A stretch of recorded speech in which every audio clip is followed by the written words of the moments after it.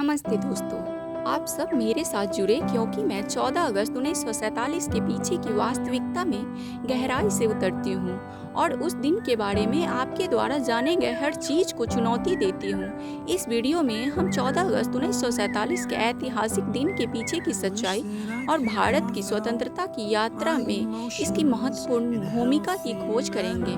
बहुत से लोगों के पास उन दिन की घटनाओं के बारे में गलत धारणाएं हैं। हमें इन मिथकों का सामना करने और स्थिति की वास्तविकता को उजागर करने की आवश्यकता है।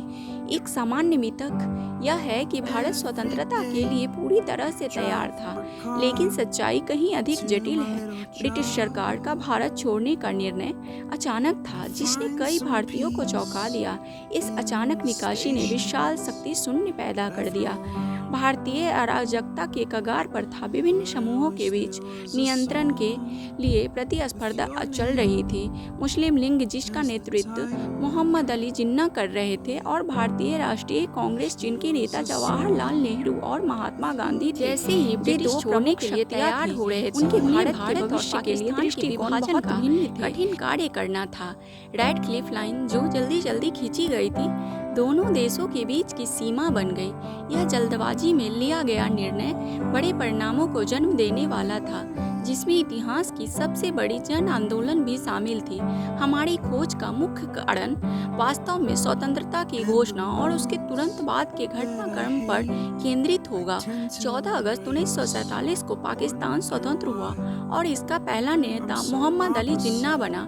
इसके अगले दिन 15 अगस्त 1947 को भारत आधिकारिक रूप से स्वतंत्र हुआ, जिसमें जवाहरलाल नेहरू ने नई दिल्ली में राष्ट्रीय ध्वज फहराया।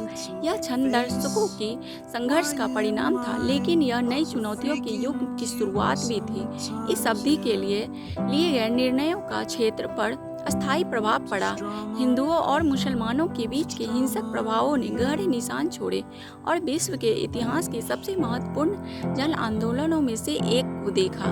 आखिर में हम 14 अगस्त 1947 के बारे में प्रमुख जानकारियों का सारांश देंगे और समझेंगे कि यह दिन भारत के इतिहास के लिए कितना महत्वपूर्ण है। इस दिन की घटनाएं राष्ट्र के भविष्य को आकार देने में महत्वपूर्ण थी। यदि आपको यह विषय दिलचस्प लगा तो कृपया कमेंट में अपने विचार साझा करें।